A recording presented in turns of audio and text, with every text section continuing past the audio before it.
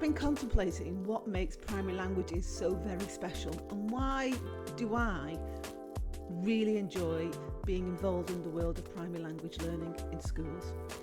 And this morning it occurred to me because I received yesterday a springtime resource from Irene, Spanish Springtime, that celebrates the joy of nature and the joy of spring and the things that the children will see in the next couple of weeks as they walk to school, as they're at their own houses watching things grow, or maybe if they're out with their family on a country walk or a seaside walk.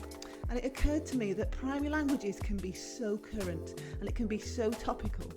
And it can also allow our young learners to explore ideas, facts, attitudes, feelings, emotions through another language and reinforce what we're already doing in the primary classroom. You see, the springtime resource could be really useful at this moment in time to help children who are struggling a little bit with seeing hope in what's been a really difficult year, or who need to be brought back down to being calm and relaxed and enjoying learning. And that led me also to think about our mindfulness resources and how we use those in our primary classrooms so often. And I hear my colleagues say, yes, we did mindfulness at the beginning in French or Spanish.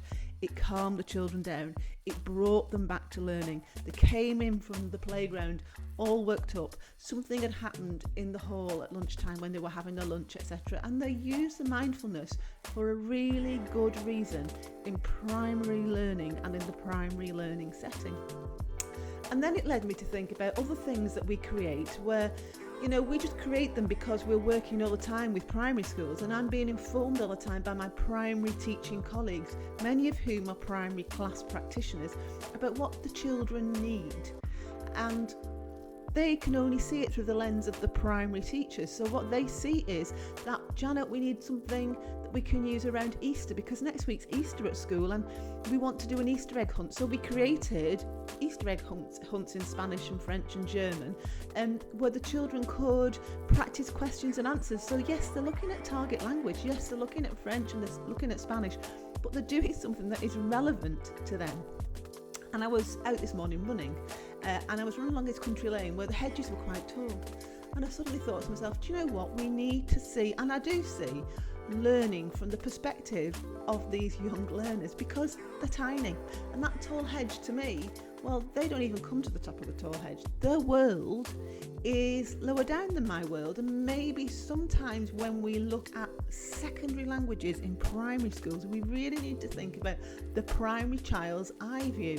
What do they see? What do they feel? How are they learning? And so often I hear colleagues say to me, they're only year 3, they're only little.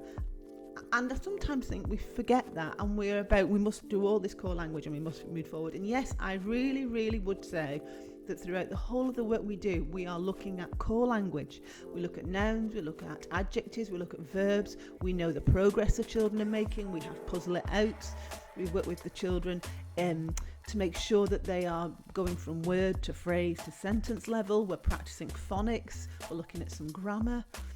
But we also need times when we can be very primary in the way we deliver primary languages, and we proactively respond to the circumstances around us. And I'm about to do some creative language workshops, and my final workshop is about Sports Day. And I really loved it because it's about a primary sports day. You see, primary school children aren't going to be talking to you about the 400 metre race. They want to talk about the egg and spoon race, the parents running race, the obstacle race, the 3-legged race.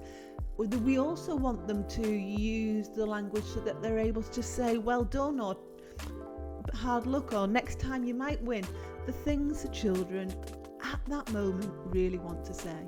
So I think this podcast is really about why I love primary languages, because I can be so real and so current, and I can help children when they're learning languages to access other parts of their learning as a young person, a young tiny person, and B, because it allows us to be really creative. And sometimes we have to be really creative with limited language and limited language learning skills, but we can open the window on the world for these children in a primary way. And so if you're going away from this podcast and thinking, well, what can I do in my school? I'd be saying to you, look at your school events. Look at your children. Where are they at the moment? What has been happening in their lives? Can you, yes, learn core language, but can you add that little bit of primary sparkle that means that I, as that little year 3 child, feel that what you're teaching me is really relevant to my world at the moment?